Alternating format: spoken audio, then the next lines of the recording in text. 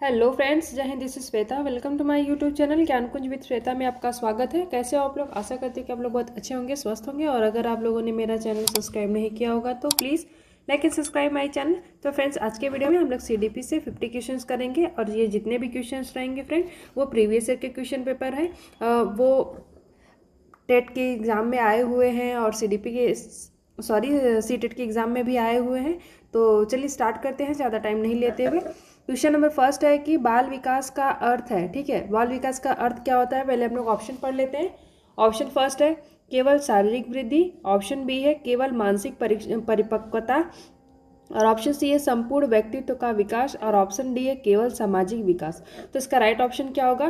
देखिए फ्रेंड, जितने भी फिर मैं आप लोगों को बार बार बोल रही हूँ, जितने भी क्वेश्चन है प्रीवियस ईयर के क्वेश्चन है। और प्लीज़ आप लोग एक रफ पेन लेके बैठिएगा, जिससे आप लोग को आइडिया हो सके कि 50 क्वेश्चन में से कितने आप लोगों का राइट हुआ है। और प्लीज़ वीडियो के लास्ट में ज़रूर आप लोग कमेंट करके बताइएगा कि आप लोगों का कितना 50 क्वेश्चन में राइट हो रहा है। ठीक है, तो देखिए इसका जो राइट ऑप्शन है, बाल विकास का अर्थ क्या होता है, ये संपूर्ण जो है वो व्यक्तित्व का विकास होता है। ठीक है, बाल विकास एक ऐसा विकास है जो इसमें केवल मानसिक ही नहीं, केवल शारीरिक ही नहीं, केवल सामाजिक ही नहीं, संपूर्ण व्यक्तित्व का विकास होता है फ्रेंड। ठीक है, एक बच्चे का जो पूरा संपूर्ण व्यक्तित्व है उसके पूरे विकास का एक व्यापक और निरंतर प्रक्रिया होता है। ठीक है, और ये मतलब एक वयस्कता तक से ले करके जैसे शारीरिक और मानसिक, भावनात्मक, बौद्धिक, सामाजिक सहित सारे ही चीज़ों का विकास होता है। ठीक है, नेक्स्ट क्वेश्चन पे चलते हैं। क्वेश्चन नंबर सेकेंड है कि बालक जन्म से अच्छे और बुरे दोनों प्रवृत्तियों के साथ आता है, यह किसका मत है? ठीक है, कभी कभी आप लोगों को फ्रेंड ये आप लोगों को कोटेशन में पूछ देगा, आप लोगों को ऐसे बताना पड़ेगा कि ये किसका जो है कोटेशन है। तो देखिए ये कौन कहा है कि बालक जन्म से अच्छे और बुरे दोनों प्रवृत्तियों के साथ आता है, ये किसका कथन है फ्रेंड? रूसो का है, या फिर जॉन लॉक का है, या फिर वॉटसन का है, या फिर प्याजे का है? तो इसका राइट ऑप्शन क्या होगा? इसका राइट ऑप्शन क्या होगा फ्रेंड? देखिए इसका जो राइट, आप लोग कभी मतलब ना, आप लोग जो इम्पॉर्टेंट आप लोगों का ये थॉट है, ये भी आप लोग याद करके रख लीजिएगा, क्योंकि कभी कभी ऐसे कोटेशन भी आते हैं। ठीक है, तो देखिए ये जो कहे हैं जॉन लॉक ने कहा है, इनका ही मत है कि बालक जन्म से अच्छे और बुरे दोनों प्रवृत्तियों के साथ ही आता है। ठीक है, नेक्स्ट क्वेश्चन पे चलते हैं। क्वेश्चन नंबर थर्ड है कि बालक एक चलती फिरती प्रयोगशाला है, ये किसने कहा है? ठीक है, तो ये बालक जो है एक चलती फिरती प्रयोगशाला है, ये किसने कहा है फ्रेंड? तो मॉन्टेसरी ने कहा है, या फ्रॉवेल ने कहा है, या फिर टैगोर ने कहा है, या फिर प्याजे ने कहा है? तो इसका राइट ऑप्शन क्या होगा? और प्लीज़ आप लोग को अगर मेरा वीडियो अच्छा लग रहा होगा तो प्लीज़ चैनल को सब्सक्राइब करना मत भूलिएगा, और प्लीज़ वीडियोज़ को लाइक कर दीजिएगा। तो देखिए बालक एक चलती फिरती प्रयोगशाला है, ये किसने कहा है? तो मॉन्टेसरी ने कहा है। इनका ही कथन है कि बालक जो है एक चलती फिरती प्रयोगशाला है, क्योंकि हम बालक, आप भी अगर आपके अगल बगल घर में बच्चे होंगे तो आप इस जो सीडीपी आप पढ़ रहे हैं डिटेल में, उससे रिलेट करके आप उन बच्चों के साथ देख सकते हैं कि वो 12 महीने का है तो कैसा है, 18 महीने का है तो कैसा है। ठीक है, तो चाइल्ड डेवलपमेंट में तो ऐसे करके आप ये इसीलिए मॉन्टेसरी ने कहा है कि बालक एक चलती फिरती प्रयोगशाला है। ठीक है, नेक्स्ट क्वेश्चन पे चलते हैं। क्वेश्चन नंबर 4 है, किस मनोवैज्ञानिक को बाल मन के वैज्ञानिक अध्ययन का संस्थापक कहा जाता है? ठीक है, किस मनोवैज्ञानिक को कहा गया है कि जो वो मनोवैज्ञानिक जो हैं वो बाल मन के वैज्ञानिक का अध्ययन के संस्थापक है? ठीक है, तो वॉटसन है, या फिर स्टैनली हॉल है, या फिर प्याजे हैं, या फिर स्किनर है? तो इनका राइट ऑप्शन क्या हो जाएगा फ्रेंड? प्लीज़ आप लोग कमेंट में बताइएगा। देखिए किस मनोवैज्ञानिक को बाल मन वैज्ञानिक जो है वैज्ञानिक अध्ययन का संस्थापक कहा जाता है फ्रेंड? तो ये स्टैनली हॉल को कहा जाता है। इन्हीं को इनके जो बाल मनोवैज्ञानिक के अध्ययन के संस्थापक में माना जाता है स्टैनली हॉल। ठीक है, स्टैनली हॉल को ही माना जाता है। और देखिए फ्रेंड, एक और पॉइंट मैं आप लोगों को बता दे रही हूँ कि ये 1883 में, ठीक है, 83 में ही ये जॉन्स हॉकिंस विश्वविद्यालय में अमेरिका की पहली जो है प्रायोगिक मनोवैज्ञानिक जो है प्रयोगशाला की स्थापना किए थे इन्होंने। ठीक है, नेक्स्ट क्वेश्चन पे चलते हैं। Question number 5।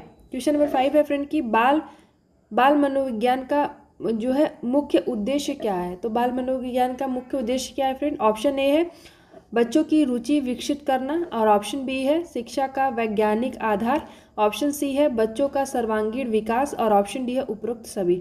देखिए इसमें पूछा है कि बाल मनोवैज्ञानिक का मुख्य उद्देश्य क्या है, तो देखिए इसमें क्या हो जाएगा, बच्चों की रुचि को भी विकसित करना है, ये भी बात सही है, और शिक्षा का वैज्ञानिक आधार भी, और बच्चों का सर्वांगीण विकास, तो ये भी सही है। तो इसमें उपरोक्त जो है सभी इसका राइट हो जाएगा, मुख्य उद्देश्य ये तीनों ही है। ठीक है, नेक्स्ट क्वेश्चन पे चलते हैं। क्वेश्चन नंबर 6 है कि प्याजे द्वारा बाल विकास के कितने चरण बताए गए हैं। मैं आप लोगों को ये बात बार बताई आती भी हूँ और अभी भी बता रही हूँ कि जो प्याजे का ये जो बाल विकास के जो चरण है, प्याजे ने 4 भागों में इसको बांटा है। ठीक है, और इनका जो है सिद्धांत जो है संज्ञानात्मक विकास का सिद्धांत है। ठीक है, कभी कभी ये भी पूछता है संज्ञानात्मक विकास का सिद्धांत है। और ये पहला जो है संवेदी प्रेरक जो है संवेदी प्रेरक या फिर संवेदी गामक अवस्था है, और सेकंड है पूर्व संचालन में संक्रियात्मक अवस्था, और थर्ड है मूर्त। ठीक है, थर्ड मूर्त है, और जो फोर्थ है औपचारिक है। ठीक है, पहला संवेदी है और दूसरा है पूर्व। ठीक, तीसरा मूर्त संक्रियात्मक अवस्था, चौथा जो है औपचारिक संक्रियात्मक। ये 4 अवस्थाएं में इन्होंने बांटा है। नेक्स्ट क्वेश्चन पे चलते हैं। नेक्स्ट क्वेश्चन क्या है कि 7 है कि प्याजे के अनुसार 7 से 11 वर्ष की आयु का बच्चा किस अवस्था में होता है।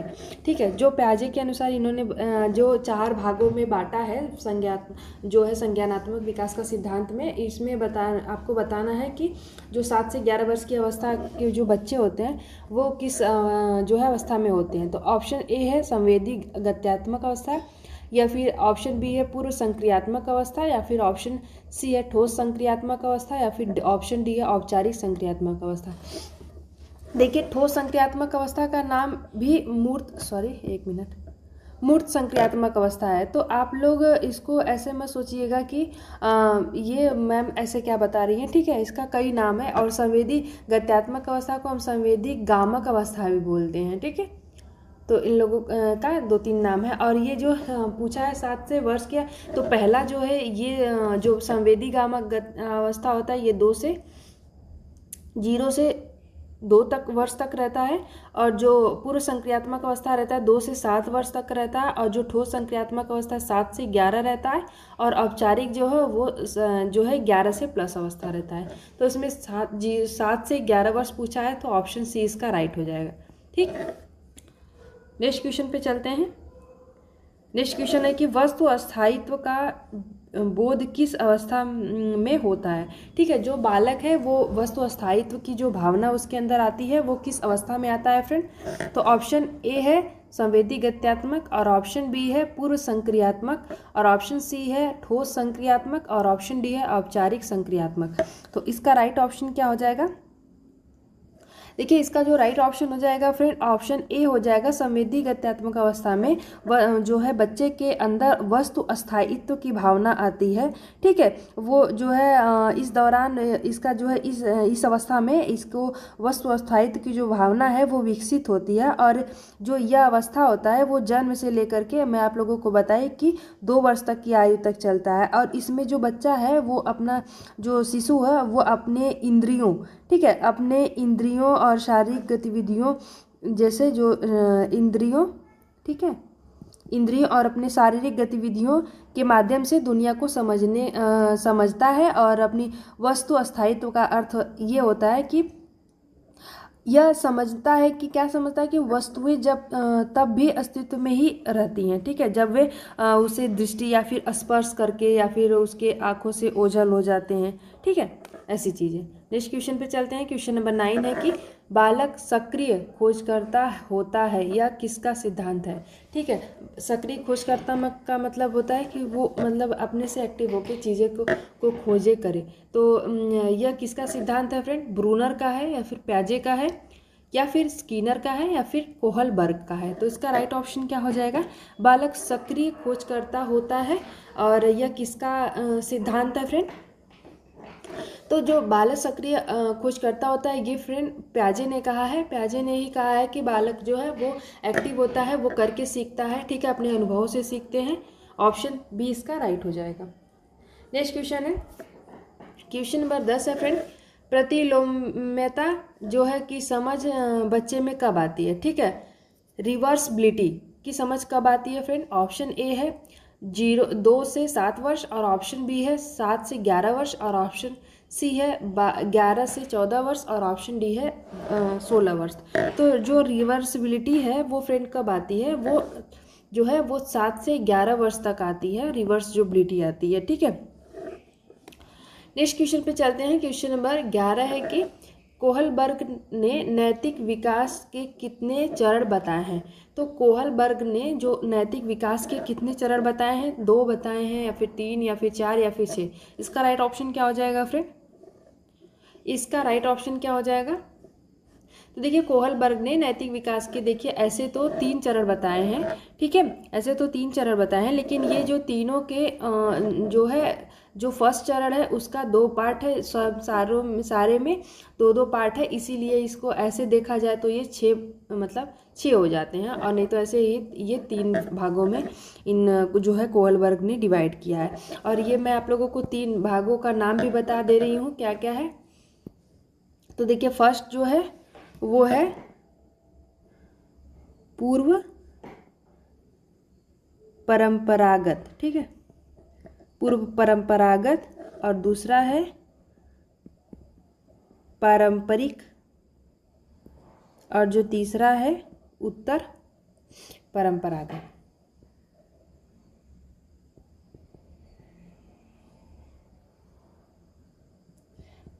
ठीक है। तो नेक्स्ट क्वेश्चन पे चलते हैं। क्वेश्चन नंबर 12 है। क्वेश्चन नंबर 12 है फ्रेंड कि मैं दंड से बचने के लिए अच्छा कार्य करता हूँ, यह किस स्तर का उदाहरण है? तो देखिए आप लोगों को बताना है कि ये देखिए ये जो कोहलबर्ग का ये नैतिक विकास का सिद्धांत है, इसी में ये चीज़ें बताई गई हैं। तो एक लड़का है, जो एक बच्चा है, वो क्या करता है, वो जो दंड से बचने के लिए अच्छा कार्य करता है, तो उसमें किस जो है स्तर का उदाहरण है? पूर्व संवेदी है, या पूर्व सम्मेलन है, या फिर सम्मेलन स्तर है, या फिर उत्तर सम्मेलन स्तर है? देखिए इसका जो राइट ऑप्शन हो जाएगा फ्रेंड पूर्व सम्मेलन हो जाएगा, ठीक है। इसमें पूर्व सम्मेलन में ये बात कही गई है कि जो बच्चा है वो बस यही सोचता है कि हम अच्छे काम करें तभी मैं अच्छा रहूँगा, ठीक है, अच्छा बनने के लिए ये अच्छा काम करता है, सॉरी दंड से बचने के लिए अच्छा काम करता है, ठीक है। नेक्स्ट क्वेश्चन पे चलते हैं। Question number 13। क्वेश्चन नंबर 13 फिर समाज के नियमों का पालन किस स्तर पर होता है? तो पूर्व सम्मेलन, या फिर ऑप्शन बी है सम्मेलन स्तर, या फिर ऑप्शन सी है उत्तर सम्मेलन, या फिर ऑप्शन डी है स्वायत्तता। तो इस देखिए समाज के नियमों का पालन किस स्तर पर होता है?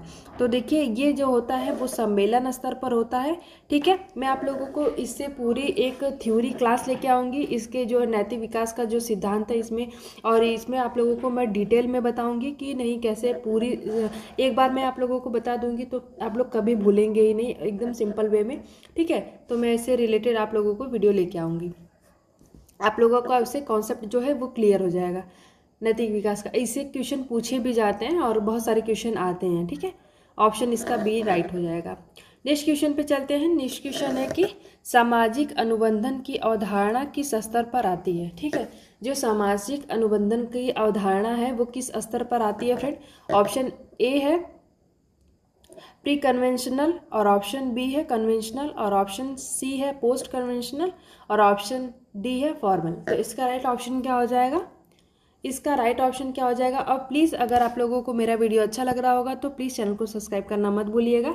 और आप लोगों के लिए यूज़फुल है ये वीडियो, और ऐसे ही वीडियो डेली आते रहेंगे, तो प्लीज़ चैनल को सब्सक्राइब करना मत भूलिएगा, और प्लीज़ चैनल वीडियोज़ को लाइक भी कर दीजिएगा अगर आप लोगों को अच्छा लग रहा होगा तो, ठीक है। तो इसका जो राइट ऑप्शन हो जाएगा फ्रेंड वो हो जाएगा आपका पोस्ट कन्वेंशनल, ठीक है। ऑप्शन सी इसका राइट हो जाएगा। सारा ही ये नैतिक विकास के सिद्धांत से ही क्वेश्चन है। मैं आप लोगों को अगर जो जिसको आ रहा होगा तो वो तो सही टिक लग रहा होगा, लेकिन जो नहीं पढ़ा होगा तो मैं उसको एक वीडियो ऐसे करके बनाऊंगी इसके लिए, ठीक है। नेक्स्ट क्वेश्चन है कि कोहलबर्ग की सिद्धांत का आधार किसका कार्य है। ठीक है, कोहलबर्ग की जो सिद्धांत है उसका आधार किसका कार्य है फ्रेंड। ऑप्शन ए है प्याजे का, ऑप्शन बी है स्कीनर का, और ऑप्शन सी है वॉटसन का, और ऑप्शन डी है बंडूरा का। तो इसका राइट ऑप्शन क्या हो जाएगा, कोहलबर्ग की जो है सिद्धांत का आधार किसका कार्य है फ्रेंड। तो ये हो जाएगा प्याजे का है। ठीक है, ऑप्शन ए हो जाएगा प्याजे का है। ये जो नैतिक विकास का जो सिद्धांत है और जीन प्याजे की जो संज्ञानात्मक विकास के सिद्धांत पर ही आधारित है। ठीक है, नेक्स्ट क्वेश्चन पे चलते हैं। क्वेश्चन नंबर 16 है कि व्यक्तित्व किसका समुच्चय है। ठीक है, तो शारीरिक विशेषताएं हैं या फिर मानसिक विशेषताएं हैं या फिर सामाजिक विशेषताएं हैं या फिर उपरोक्त सभी है। तो जो अभी हम लोग पढ़े हैं कि बाल विकास का जो है वो अर्थ क्या होता है, तो वो सभी हम लोग बताएं, क्योंकि सारे ही इसमें आ जाएगी। जो व्यक्तित्व का विकास होता है वो सामाजिक, मानसिक, शारीरिक और सारी ही चीज़ों को मिला के बनता है। ठीक है, तो ये समुच्चय हो जाएगा, उपरोक्त सभी हो जाएगा। नेक्स्ट क्वेश्चन पे चलते हैं। क्वेश्चन नंबर 17 है कि व्यक्तित्व का अर्थ है। देखिए, जन्मजात गुण होते हैं या फिर अर्जित गुण होते हैं, फिर जन्मजात व अर्जित दोनों होते हैं, या फिर केवल शिक्षा पर आधारित होते हैं। देखिए, हमारा जो व्यक्तित्व है, आपका जो व्यक्तित्व है वो कैसा है, बस इसमें यह क्वेश्चन पूछा है। क्या वो जन्म से है, क्या फिर हम लोग जब से जन्मे हुए तब से है, या फिर हम लोग उसको समाज में आके सीखे हैं, या फिर केवल हम लोग जब शिक्षा लेने गए तभी हमारा ये व्यक्तित्व का विकास हुआ। तो इसका जो राइट ऑप्शन हो जाएगा फ्रेंड वो हो जाएगा ऑप्शन सी हो जाएगा।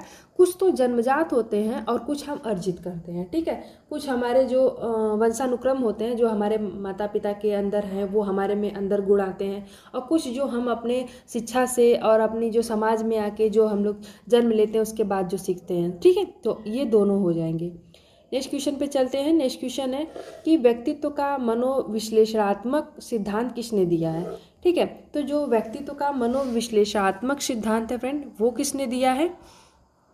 तो देखिए, ये जो हो जाएगा, इसका जो राइट ऑप्शन हो जाएगा फ्रेंड, इसका जो राइट ऑप्शन हो जाएगा ये हो जाएगा आपका फ्रायड का। ठीक है, इसका फ्रायड हो जाएंगे। जो व्यक्तित्व का मनोविश्लेषणात्मक जो सिद्धांत है ये फ्रायड ने दिया है, और ये सिद्धांत उन्हीं ने ही विकसित किया है। और मन के 3 स्तर इन्होंने बताया है, फिर चेतन, अवचेतन और अचेतन। ठीक है, देखिए, चेतन, अवचेतन और अचेतन। ठीक है, ये 3 जो है ये जो है व्यक्तित्व के सिद्धांत के बारे में मनोविश्लेषणात्मक सिद्धांत दिए हैं फ्रायड ने। ठीक, नेक्स्ट क्वेश्चन पे चलते हैं। देखिए, वही चीज़ है, ईड, ईगो, सुपर ईगो, ये किसने दिया है, तो ये फ्रायड ने दिया है। यही सेम चीज़ें हैं, और इसको हम लोग इंग्लिश में ईड, ईगो, सुपर ईगो कहते हैं, और इसमें हिंदी में चेतन, अवचेतन और अचेतन कहते हैं। ठीक है, सेम चीज़ें हैं। नेक्स्ट क्वेश्चन पे चलते हैं।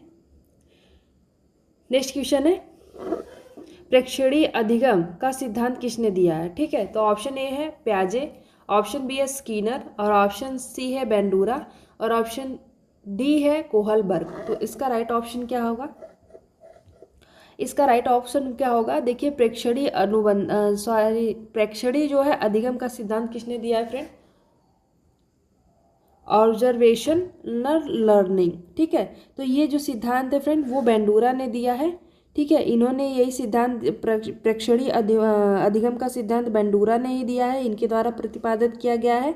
ठीक है, इनके अनुसार जो व्यक्ति होते हैं वो दूसरों के व्यवहारों का जो है अवलोकन करके और उनका जो है अनुकरण करके सीखते हैं। ठीक है, दूसरों को देख करके सीखते हैं, बेंडूरा का कहना है। नेक्स्ट क्वेश्चन है कि अधिगम प्रयास और भूल से होता है, किसका सिद्धांत है। देखिए, पूछ रहा है आप लोगों से, प्रयास और भूल का मतलब वही प्रयत्न और त्रुटि पे सिद्धांत है, ये किसका है फ्रेंड, तो ये थॉर्नडाइक का है। ऑप्शन बी इसका राइट हो जाएगा। ठीक है, ये जो एडवर्ड थॉर्नडाइक है उन्होंने ही प्रयास और भूल का सिद्धांत दिया है, और इसके यही प्रतिपादक है। ठीक है, इस सिद्धांत के अनुसार जो है सीखने की जो प्रक्रिया होती है वो व्यक्ति या फिर जानवर की कई प्रयास, इन्होंने यही बताया कि हम कोई काम कर रहे हैं, अगर वो नहीं आ रहा है तो अगर हम उसको बार बार प्रयास करेंगे तो फिर वो, अगर हम उसको याद भी कर रहे हैं, अगर भूल जा रहे हैं तो बार बार हम उसको याद करेंगे तो वो चीज़ें हो जाएंगी। ठीक है, इस इनका कहना सीधी सी यही बात है। नेक्स्ट क्वेश्चन पे चलते हैं। नेक्स्ट क्वेश्चन क्या है कि क्लासिकल कंडीशनिंग का संबंध है। ठीक है, जो क्लासिकल कंडीशनिंग का संबंध किसका है फ्रेंड? ऑप्शन ए है पावलव का, और ऑप्शन बी है स्किनर का, और ऑप्शन सी है वॉटसन का, और ऑप्शन डी है थॉर्नडाइक का। देखिए, एक सिद्धांत के एक ही नाम नहीं है, बहुत सारे नाम हैं, तो आप लोगों को एक सिद्धांत के बहुत सारे नाम भी आप लोगों को याद रखने चाहिए। ऐसा नहीं है कि देखिए, ये जो पावलव का सिद्धांत है, क्लासिकल कंडीशनिंग का जो संबंध किससे है, तो ये पावलव का है। ठीक है, और इसके कई नाम हैं, कभी कभी ऐसे नाम दे देता है, कभी कभी इसको हिंदी में ही देता है। ठीक है, तो आप लोग इसका ध्यान रखिएगा। और इसे कभी कभी हम लोग शास्त्रीय अनुबंधन का भी सिद्धांत कहते हैं। ठीक है, तो इसीलिए मैं आप लोगों को बता दे रही हूँ कि एक सिद्धांत के एक ही नाम नहीं है, कई नाम हैं। नेक्स्ट क्वेश्चन पे चलते हैं। Question number 23। क्वेश्चन नंबर 23 है फ्रेंड, ऑपरेंट कंडीशनिंग का सिद्धांत किसने दिया?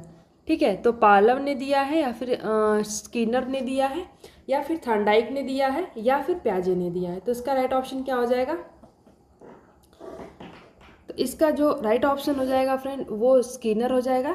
ठीक है, स्किनर ने ही ऑपरेटिंग कंडीशनिंग का सिद्धांत दिया है। ऑप्शन बी इसका राइट हो जाएगा। नेक्स्ट क्वेश्चन पे चलते हैं। एक्साइटमेंट जो है कर्व की अवधारणा किसने दी है? तो थॉर्नडाइक ने दी है, या फिर पावलव ने दिया है, या फिर स्किनर ने दिया है, या फिर यकिर्स जो है डॉटसन। तो इसका राइट ऑप्शन क्या हो जाएगा? इसका राइट ऑप्शन क्या हो जाएगा फ्रेंड? यकिर्स डॉटसन है, इनके जो है अवधारणा इन्होंने ही दिया है। ठीक है, ऑप्शन डी इसका राइट हो जाएगा। नेक्स्ट क्वेश्चन पे चलते हैं। Question number 25। क्वेश्चन नंबर 25 है फ्रेंड कि अधिगम हेतु तत्परता अभ्यास और परिणाम का नियम किसने दिया है? ठीक है, जो अधिगम हेतु जो तत्परता का और अभ्यास का परिणाम का जो नियम है वो किसने दिया है फ्रेंड? तो ऑप्शन ए है थॉर्नडाइक का, और ऑप्शन बी है स्किनर का, और ऑप्शन सी है बेंडूरा का, और ऑप्शन डी है मैस्लो का। तो इसका राइट ऑप्शन क्या हो जाएगा? तो देखिए, मैं आप लोगों को बता दूं, ये जो सिद्धांत है वो किसने दिया है? थॉर्नडाइक ने दिया है। ठीक है, इन्होंने ही ये इनके जो है मुख्य 3 नियम है, अभ्यास का नियम और तत्परता का नियम और परिणाम का नियम। ठीक है, इनके मुख्य नियम पूछे, और ये इंपॉर्टेंट है फ्रेंड, ये ऐसे क्वेश्चन में आता है, हमेशा पूछे जाता है कि मुख्य नियम थॉर्नडाइक के कौन है, तो यही 3 नियम है। ठीक है, नेक्स्ट क्वेश्चन पे चलते हैं। नेक्स्ट क्वेश्चन है कि बुद्धि परीक्षा करने वाले पहले व्यक्ति कौन थे? तो जो देखिए, जो फ्रेंड जो बुद्धि की परीक्षा लेने वाले पहले व्यक्ति कौन है, ये पूछा आपसे। तो गैरेट है, या फिर कैटल है, या फिर बीने और साइमन है, या फिर थर्स्टोन है। तो इसका राइट ऑप्शन क्या हो जाएगा? इसका राइट ऑप्शन क्या हो जाएगा फ्रेंड? बुद्धि परीक्षा करने वाले जो पहले व्यक्ति हैं कौन थे? तो ये बीने और साइमन है, जो जिन्होंने बुद्धि और जो है अल्फ्रेड बीने, इनका पूरा नाम है फ्रेंड, अल्फ्रेड बीने और थियोडोर साइमन, इन्होंने ही मिलकर 1905 में ही ये जो है वो पहला अपना आधुनिक बुद्धि परीक्षण किया था। ठीक है, नेक्स्ट क्वेश्चन पे चलते हैं। नेक्स्ट क्वेश्चन है कि IQ कितने निकालने का सूत्र क्या है? देखिए, आप लोगों को सूत्र पूछा है, तो इसका राइट ऑप्शन क्या हो जाएगा फ्रेंड? देखिए, ये तो होगा नहीं ये दोनों में से, इसका मानसिक आयु बटे वास्तविक आयु है, या फिर वास्तविक आयु बटे मानसिक आयु। तो इसका राइट ऑप्शन क्या हो जाएगा? तो देखिए, इसका जो राइट ऑप्शन हो जाएगा फ्रेंड वो मानसिक आयु बटे वास्तविक आयु इंटू 100, ये बात इन्होंने, ये इसका राइट जो है वो IQ का सूत्र होता है। ठीक है, नेक्स्ट क्वेश्चन है कि मल्टीपल इंटेलिजेंस का सिद्धांत किसने दिया? ठीक है, जो मल्टीपल इंटेलिजेंस का सिद्धांत है वो किसने दिया है फ्रेंड? तो ऑप्शन ए है गार्डनर, और ऑप्शन बी है स्पीयरमैन, ऑप्शन सी है थॉर्नडाइक, और ऑप्शन डी है गिलफोर्ड। तो इसका राइट ऑप्शन क्या हो जाएगा? इसका राइट ऑप्शन क्या हो जाएगा? मल्टीपल इंटेलिजेंस का सिद्धांत किसने दिया है फ्रेंड?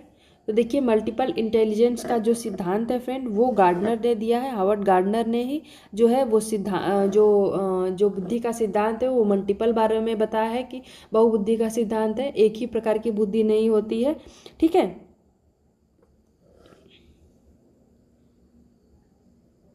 और इनको ये 1983 में फ्रेम्स ऑफ माइंड जो है वो इन्होंने एक पुस्तक भी लिखी थी। ठीक है, देखिए मैं पुस्तक का नाम लिख दे रही हूँ, कभी कभी बुक्स के भी नाम पूछ देते हैं। ठीक, नेक्स्ट क्वेश्चन पे चलते हैं। क्या है कि जी फैक्टर किसका सिद्धांत है? देखिए एस फैक्टर और जी फैक्टर ये भी एक बुद्धि का सिद्धांत है। ये किसने दिया है फ्रेंड? ऑप्शन ए है स्पीयरमैन, और ऑप्शन बी है थांडाइक, और ऑप्शन सी है गार्डनर, और ऑप्शन जो है वो डी है गिलफोर्ड। तो इसका राइट ऑप्शन क्या हो जाएगा? जी फैक्टर किसका सिद्धांत है फ्रेंड? तो देखिए ये स्पीयरमैन का सिद्धांत है। ठीक है, स्पीयरमैन ने ही जी फैक्टर और एस फैक्टर, जनरल और सामान्य बुद्धि का जो सामान्य बुद्धि और जो है वो दो बारों में एक विशिष्ट बुद्धि और एक सामान्य बुद्धि, ठीक है, जी फैक्टर और एस फैक्टर के बारे में बताया था, वो जो है वो स्पीयरमैन है। ठीक, नेक्स्ट क्वेश्चन पे चलते हैं। नेक्स्ट क्वेश्चन है कि रचनात्मकता का संबंध किससे है? तो नए और मौलिक विचार उत्पन्न करना, या फिर केवल ज्ञान, या फिर केवल गणना, और ऑप्शन डी है पुनरावृत्ति। देखिए मैं आप लोगों को बार बार बता चुकी हूँ, जो केवल वर्ड आते हैं ये स्पेशली एक वर्ड जो ऐसा है ये निगेटिव वर्ड है, और ऐसा कोई भी जैसे केवल हो गए हैं, दंड देना बच्चों को, ये सब निगेटिव होते हैं। तो आप लोग प्लीज़ ऐसे भी करके अपना जो है क्वेश्चन जो ऑप्शंस को कट कर सकते हैं। जैसे केवल ज्ञान और केवल गणना ये दोनों ही ऑप्शन नहीं हो जाएंगे, तो ए होगा या फिर डी होगा। तो देखिए रचनात्मकता का संबंध किससे है फ्रेंड? नए और मौलिक विचार को उत्पन्न करना। देखिए नए चीज़ों की खोज करना, चीज़ें करना, और क्रिएटिव माइंड रखना, क्रिएट करके कुछ चीज़ें को बनाना, ये चीज़ें हो गई। ठीक है, तो ऑप्शन ए इसका राइट हो जाएगा। नेक्स्ट क्वेश्चन है कि हायरार्की ऑफ नीड्स का सिद्धांत जो है वो किसने दिया है फ्रेंड? तो मैस्लो ने दिया है, या फिर फ्रायड ने दिया है, या फिर प्याजे ने दिया है, या फिर थॉर्नडाइक ने दिया है। तो इसका राइट ऑप्शन क्या हो जाएगा? हायरार्की ऑफ जो है नीड्स का सिद्धांत किसने दिया है फ्रेंड? तो ये जो सिद्धांत है वो मैस्लो ने दिया है फ्रेंड। ऑप्शन ए इसका राइट हो जाएगा। ठीक है, ऑप्शन ए इसका राइट हो जाएगा। मैस्लो ने ही हायरार्की ऑफ नीड्स का सिद्धांत दिया है। ठीक है, और इनका जो पूरा नाम है वो है अब्राहम मैस्लो। ठीक है,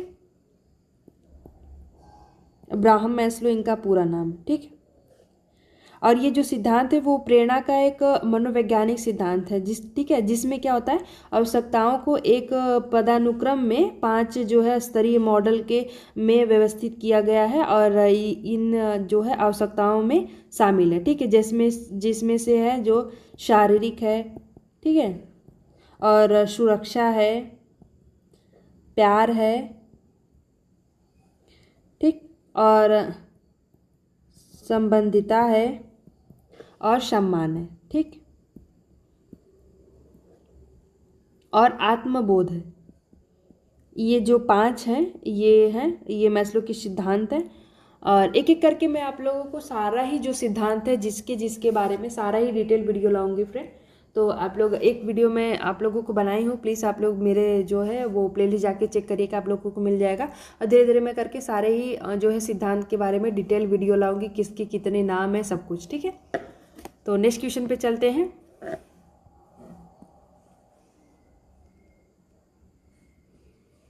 नेक्स्ट क्वेश्चन है आत्म साक्षात्कार किस स्तर पर है? ठीक है, जो आत्म साक्षात्कार है फ्रेंड वो किस स्तर पर है? ऑप्शन ए है प्रथम, और ऑप्शन बी है द्वितीय, और ऑप्शन सी है तृतीय, और ऑप्शन डी है सर्वोच्च। तो इसका राइट ऑप्शन क्या हो जाएगा? आत्म साक्षात्कार जो है वो किस स्तर पर है फ्रेंड? तो आत्म साक्षात्कार जो है फ्रेंड वो हो जाएगा आपका सर्वोच्च स्तर पर है। ठीक है, सर्वोच्च स्तर पर होता है आत्म साक्षात्कार। ठीक है, तो यही बात है वो जो मैं आप लोगों को अभी बताई हूँ ना, जो मैस्लो का सिद्धांत है ये सबसे लास्ट स्तर पर होता है, सबसे सर्वोच्च स्तर होता है। इसमें ही जो है वो सबसे ऊपर ये सर्वोच्च स्तर है, और इसमें ही जो व्यक्ति है वो व्यक्तिगत विकास और पूर्ण जो है क्षमता को साकार करने का जो है वो शिखर है, और वो जो है बुनियादी शारीरिक और सुरक्षा आवश्यकताओं को पूरा करने के बाद ही आता है। ठीक है, सबसे उच्च शिखर होता है आत्म साक्षात्कार। ठीक है, नेक्स्ट क्वेश्चन पे चलते हैं कि नेक्स्ट क्वेश्चन है 33 नंबर कि आंतरिक प्रेरणा का उदाहरण है। ठीक है, जो आंतरिक प्रेरणा का उदाहरण किसका है फ्रेंड? ऑप्शन ए है पुरस्कार, और ऑप्शन बी है दंड, और ऑप्शन सी है जिज्ञासा, और ऑप्शन डी है प्रशंसा। तो इसका राइट ऑप्शन क्या हो जाएगा? आंतरिक प्रेरणा का उदाहरण है क्या होगा फ्रेंड?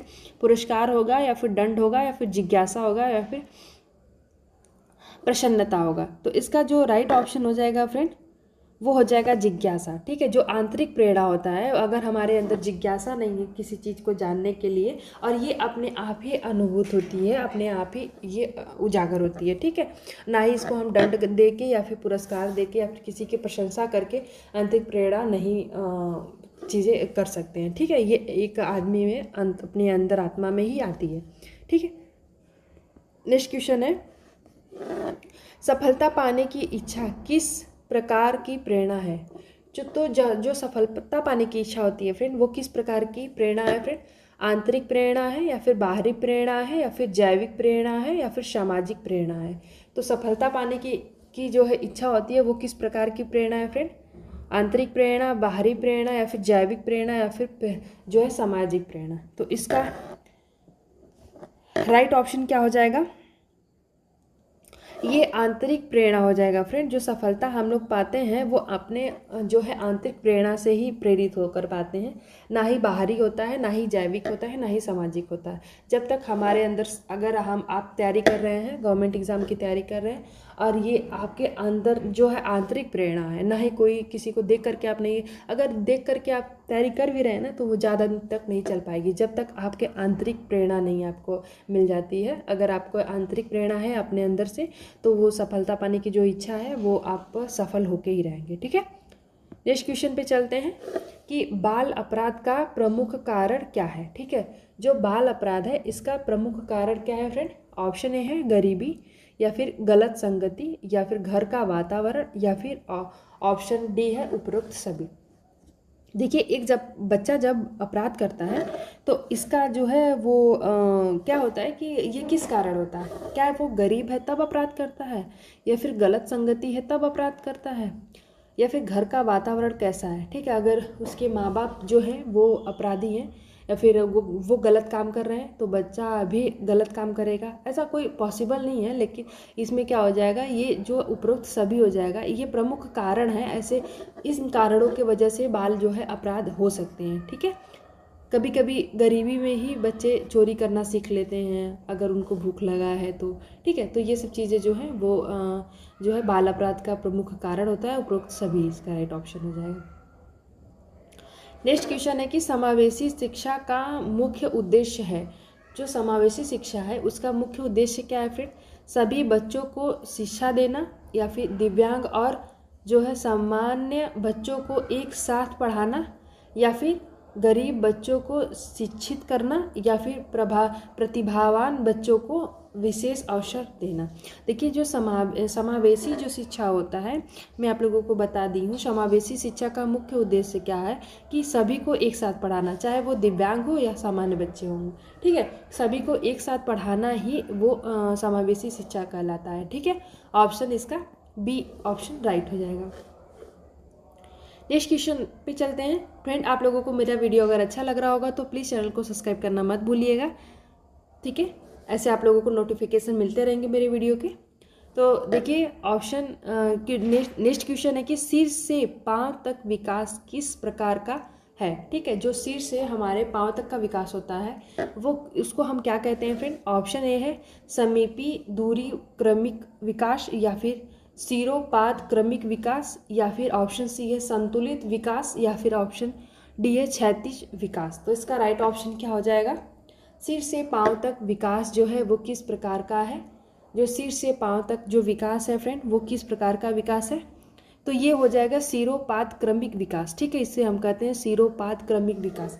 इस विकास का मतलब होता है क्रम से होता है विकास। ठीक है, पहले हमारे सिर का विकास होता है, फिर धीरे धीरे हमारे जो है वो पूरे शारीरिक जो है विकास सिर से शुरू होकर पैरों की ओर बढ़ता है। ठीक है, इस यानी सिर का विकास और पैर नियंत्रण शरीर में अन्य भागों में। ठीक है, इसीलिए हम लोग इसे सिरोपाद क्रमिक विकास कहते हैं। ठीक, ऑप्शन बी इसका राइट हो जाएगा।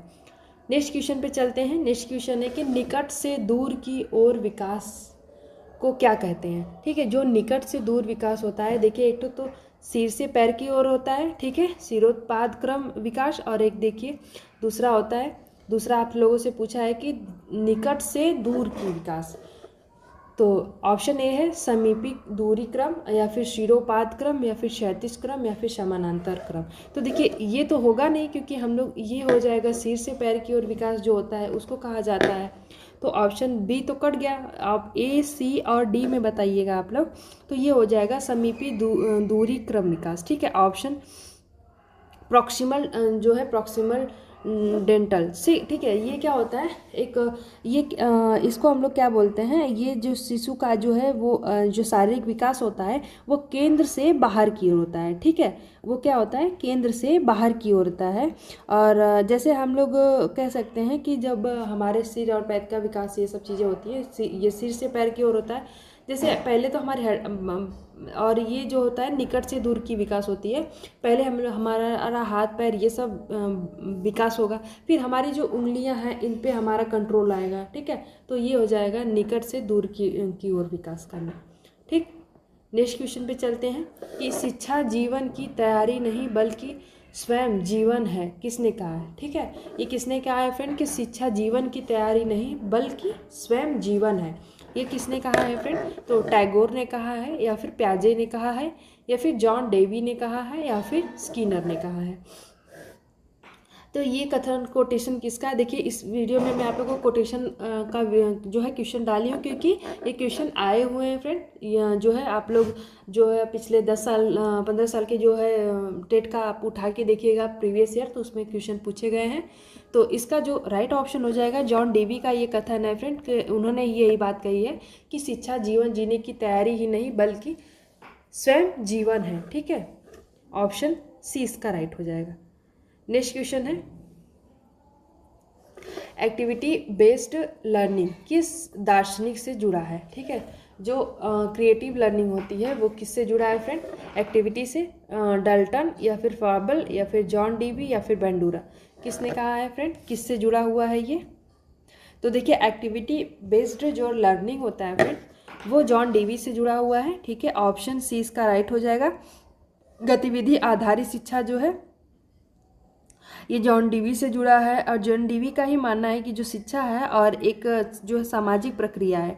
ठीक है, और शिक्षा केवल किताबी ही नहीं होती है। ठीक है, जो है वो किताबी ही नहीं ज्ञान होता है और किताब तक सीमित नहीं होता है, बल्कि क्या होता है एक वास्तविक जो है वास्तविक जीवन जीने के जो है वो अनुभव भी होता है। ठीक है, जॉन डीवी का कहना है। नेक्स्ट क्वेश्चन है कि शिक्षक का प्रमुख कार्य क्या है। ठीक है, जो शिक्षक है उसका प्रमुख कार्य क्या है फ्रेंड, ऑप्शन ए है अनुशासन करना, और ऑप्शन बी है ज्ञान का प्रसार करना, और ऑप्शन सी है बच्चों की प्रतिभा को विकसित करना, और ऑप्शन डी है परीक्षा लेना। तो इसका राइट ऑप्शन क्या हो जाएगा, शिक्षक का प्रमुख कार्य क्या है, अनुशासन करना, या फिर ज्ञान का प्रसार करना, बच्चों की प्रतिभा को विकसित करना, या फिर परीक्षा लेना। तो इसका जो राइट ऑप्शन हो जाएगा फ्रेंड वो हो जाएगा आपका बच्चों की प्रतिभा को विकसित करना। ठीक है, ऑप्शन सी इसका राइट हो जाएगा, बच्चों की प्रतिभा को विकसित करना हो जाएगा। ठीक है, बच्चों की प्रतिभा को विकसित करना, ऑप्शन सी इसका राइट हो जाएगा।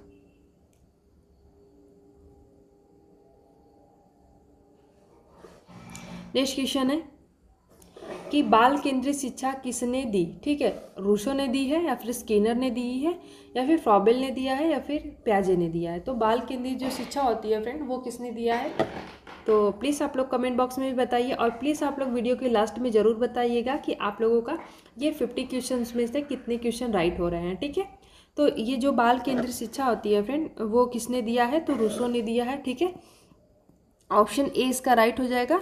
जो जीन जैक्स रूसो ने है अपनी पुस्तक जो है एमिल में ये प्रस्तुत किया था। ठीक है, इनकी जो पुस्तक है उनके जो पुस्तक का नाम है एमिल, ये याद रखिएगा, ये आया हुआ भी है। ठीक है, इनकी बुक है जिन्होंने ये तर्क दिया है कि जो शिक्षा होता है बच्चे की प्रकृति पर केंद्रित होनी चाहिए। ठीक है, बाल केंद्रित शिक्षा होनी चाहिए। सॉरी नीचे आ गया।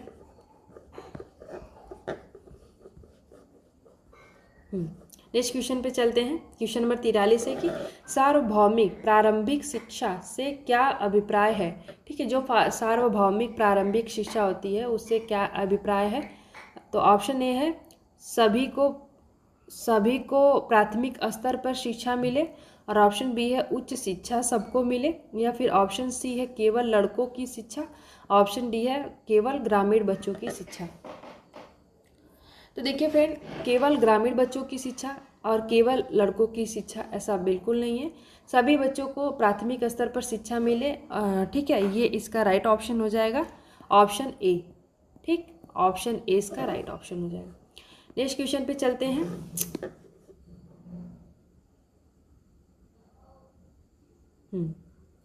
नेक्स्ट क्वेश्चन है कि प्रत्यक्ष अनुभव अधिगम किसके अनुसार होता है। ठीक है, जो प्रत्यक्ष अनुभव अधिगम है वो किसके अनुसार होता है फ्रेंड। ऑप्शन ए है ब्रूनर का संज्ञानात्मक सिद्धांत, ऑप्शन बी है कोल्ब का अनुभव सिद्धांत, और ऑप्शन सी है रूसो का, और ऑप्शन डी है प्याजे का। तो इसका राइट ऑप्शन क्या हो जाएगा। इसका राइट ऑप्शन क्या हो जाएगा। इसका राइट ऑप्शन क्या हो जाएगा फिर। प्रत्यक्ष अनुभव अधिगम किसके अनुसार होता है फ्रेंड। तो कोल्ब का अनुभव सिद्धांत है। ठीक है, ऑप्शन बी इसका राइट हो जाएगा। नेक्स्ट क्वेश्चन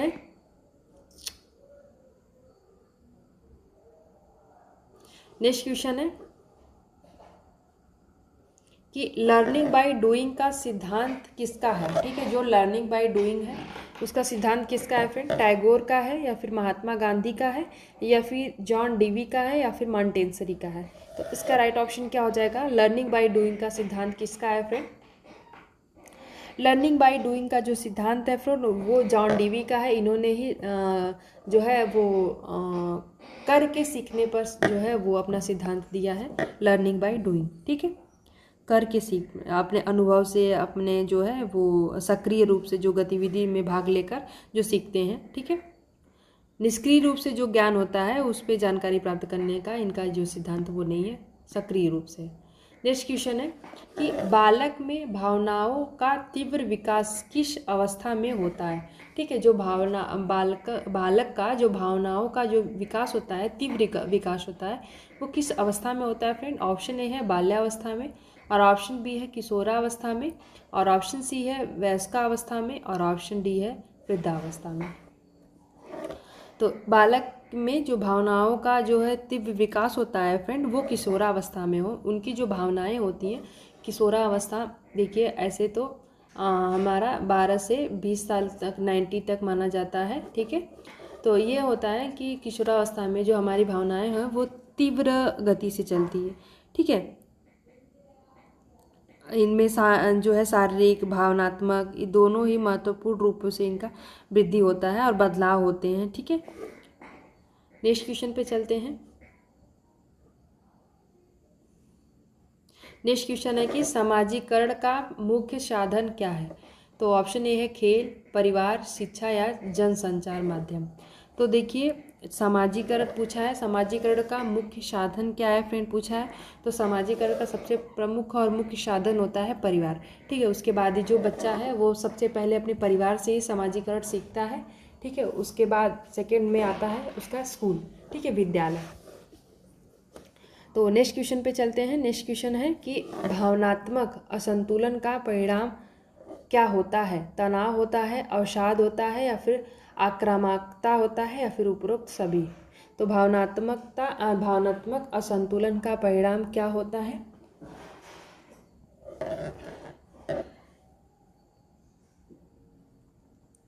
तो ये हो जाएगा उपरोक्त सभी हो जाएगा, क्योंकि तनाव के कारण भी जो हमारे भावनात्मक जो है असंतुलन हो जाता है, और अवसाद के रुकावट के कारण भी हो जाता है, और आक्रामकता के कारण भी हो जाता है। ठीक है, तो ऑप्शन इसका डी ऑप्शन राइट हो जाएगा।